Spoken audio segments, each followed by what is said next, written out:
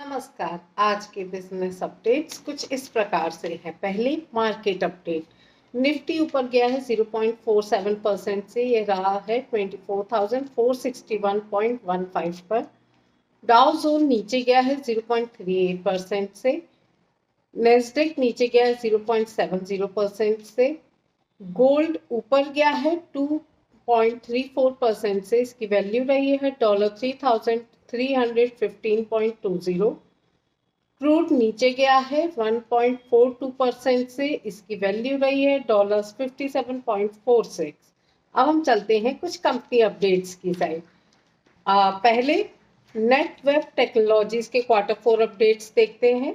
पहले पता करते हैं कंपनी किस चीज का बिजनेस करती है।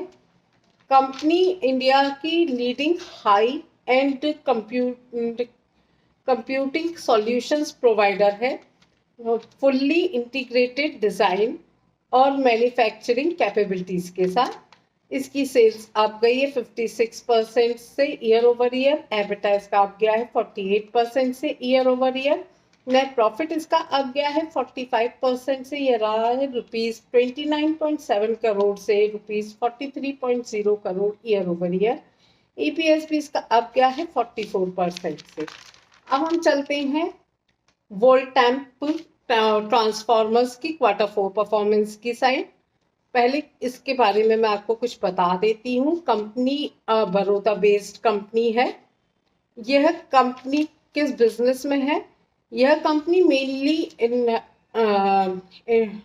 मैन्युफैक्चर करती है various type of oils, field power and distribution transformers of various class।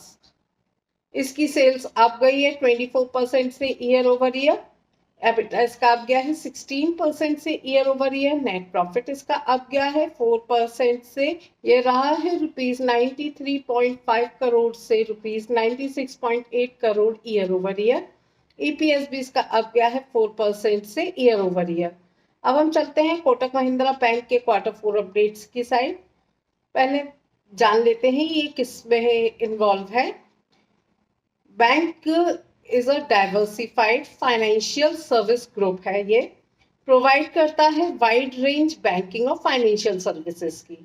इसकी सेल्स अप गई है 11% से ईयर ओवर ईयर। एबिटा इसका अप क्या है 1217% से year over year. Net profit लेकिन इसका डाउन गया है 8% से, यह रहा है ₹5,337 करोड़ से ₹4,933 करोड़ ईयर ओवर ईयर।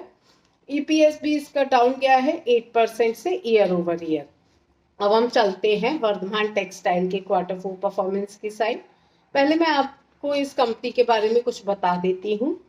यह ग्रुप बहुत सालों से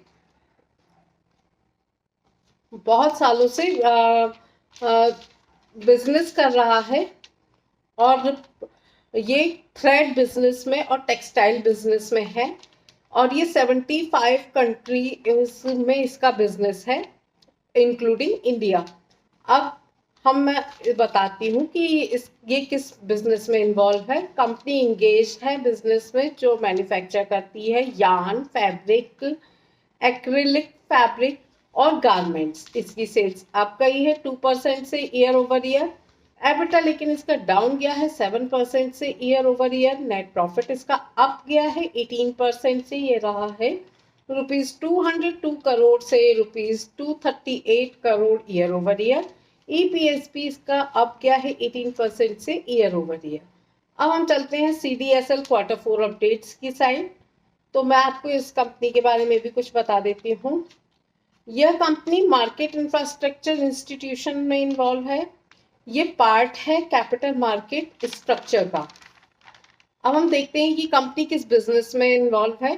कंपनी प्रोवाइड करती है सर्विसेज और सारे मार्केट पार्टिसिपेशंस की, जैसे exchange, clearing corporations, depository participants, issuers and investors की।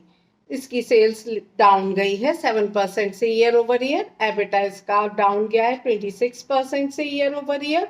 नेट प्रॉफिट इसका डाउन गया है 22% से, ये रहा है ₹129 करोड़ से ₹100 crore year over year. EPS भी इसका डाउन गया है 22% से ईयर ओवर ईयर।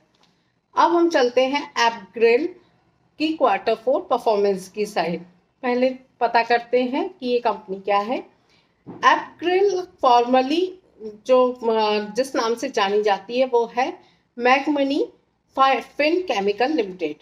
यह बिजनेस करती है, लीडिंग इंटीग्रेटेड मैन्युफैक्चर है केमिकल्स की इंडिया में। इसकी सेल्स अप गई है 20% से ईयर ओवर ईयर। एबिटा इसका अप गया है 12% से ईयर ओवर ईयर।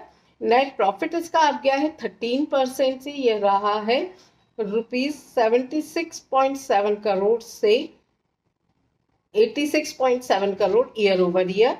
ईपीएस में इसकी कोई चेंज नहीं है, जैसे पहले था वैसे अब है। अब हम चलते हैं कोफॉर्ज Q4 की अपडेट्स की साइड। पहले इस कंपनी के बारे में मैं आपको कुछ बताती हूँ। It is among the top 20 Indian software exporters. और ये कंपनी किस में बिजनेस करती है, तो कॉन्फोर्ज एक आईटी सर्विस कंपनी है जो प्रोवाइड करती है end to end software solution अपने कस्टमर्स को। इसकी सेल्स अप गई है 47% से ईयर ओवर ईयर। एबिटा इसका अप गया है 35% से year over year. Net profit इसका अप गया है 20% से, ये रहा है ₹229 करोड़ से ₹307 crore year over year. EPS भी इसका अप गया है 8% से ईयर ओवर ईयर। अब हम चलते हैं कैप्री ग्लोबल के Q4 परफॉर्मेंस की साइड। देखते हैं ये कंपनी किस में बिजनेस करती है। कंपनी एक diversified non banking financial company है जो कि अक्रॉस डाइवर्स सेगमेंट्स में काम करती है, जैसे कि MSME, अफोर्डेबल हाउसिंग एक्सेट्रा। इसकी सेल्स अप गई है 48% से ईयर ओवर ईयर। एबिटा इसका अप गया है 67% से year over year. Net profit इसका अप गया है 115% से, ये रहा है ₹82.6 करोड़ से ₹178 crore year over year. EPS भी इसका अप गया है 115% से ईयर ओवर ईयर। अब हम चलते हैं एथोस Q4 की अपडेट्स की साइड। तो मैं इस कंपनी के बारे में आपको कुछ बताती हूँ। कंपनी प्रमोट करी जाती है KDDL लिमिटेड के द्वारा।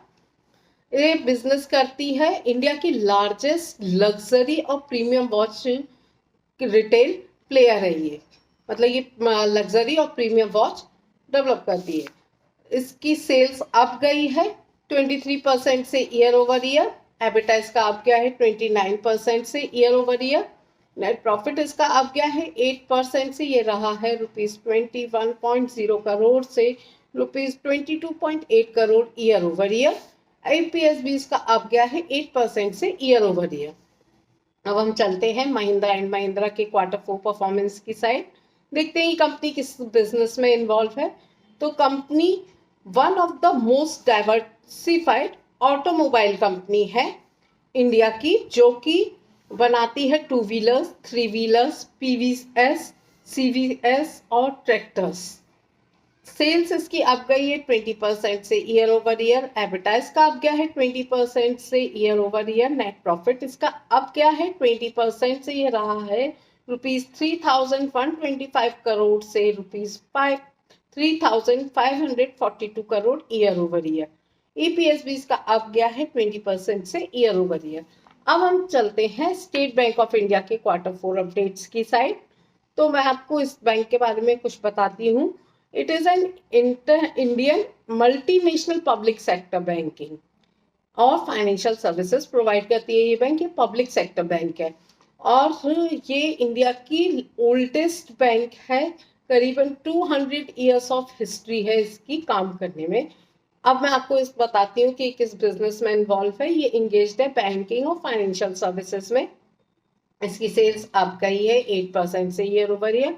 एबिटा इसका अप गया है 1% से ईयर ओवर ईयर, लेकिन नेट प्रॉफिट इसका डाउन गया है 8% से, ये रहा है ₹22,203 करोड़ से ₹20,379 crore year over year.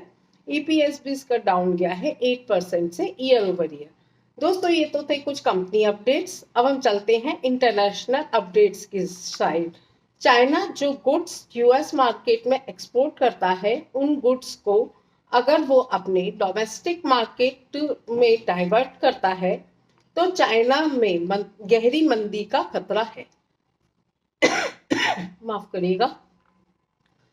Trump ने मरते हुए हॉलीवुड को बचाने के लिए विदेशी फिल्म्स पर 100% टैरिफ लगाने का ऑर्डर दिया है। दोस्तों, ये तो थे कुछ इंटरनेशनल अपडेट्स। ऐसे ही और वीडियोस को देखने के लिए कृपया मेरे चैनल को लाइक, शेयर और सब्सक्राइब करें। Thank you.